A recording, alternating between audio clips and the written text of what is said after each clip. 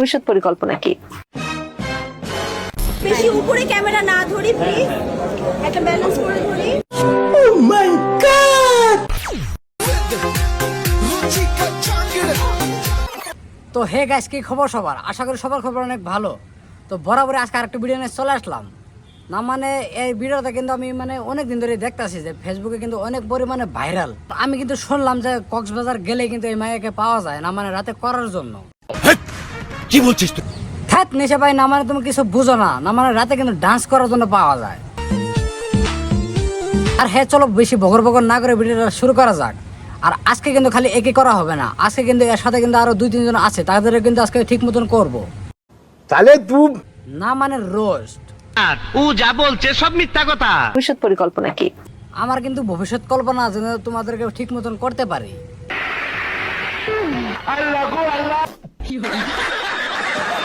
আর ভাই প্রথমে কিন্তু আমি ভেবেছিলাম এ কিন্তু একটা টিকটকার, পরে দেখি একটা এন্টারপ্রেনিয়ার মালিক। সে কিন্তু এটা কিন্তু মাথায় রাখে নাই যে সে যেভাবে কাপড় পিনতেছে তাকে কিন্তু সবাই কিন্তু করবে। কি বলছিস তুই? নেশা ভাই না মানে রোস্ট করবে, রোস্ট যেরকম আমি করতেছি। বেশি উপরে ক্যামেরা না ধরি প্লিজ। আরে ও সাংবাদিক ভাইয়েরা, তোমরা কিন্তু ক্যামেরাটাকে উপরে ধরো, উপরে, নাহলে কিন্তু তোমাদের কিন্তু গান ফাটিয়ে দেবো। মানে এটা কোনো কথা? আমরা কিন্তু বয়স আছি তার বড় বড় দুটো আপেল দেখার জন্য। আরে হ্যাঁ এবার তো ঠিক হয়েছে, কারণ আমরা ওই বড় বড় জিনিসগুলো দেখার জন্য কিন্তু এই ভিডিওতে আইছি।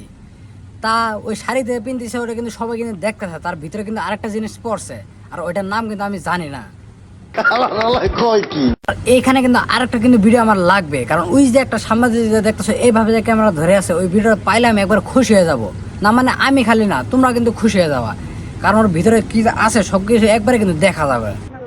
খাও মা কসম। ইতিমধ্যে কিন্তু আমি কিন্তু সফল, না মানে ওই ক্যামেরাম্যানের ভিডিও কিন্তু আমি একবার পাইয়া গেলাম। আর ভিডিওটা যে দেখো, ইয়েস। আর এই ভিডিওটা দেখে আমি ভাবছিলাম যে কোনো একটা টিকটকার মনে হয়ে গেছে কিছু কেনাকাটা করার জন্য। পরে তো দেখি ও মা, এটা তো কোনো টিকটকার না, এটা তো দেখি বড় বড় দুধ বালি। একদম বাম্পার মারছে না।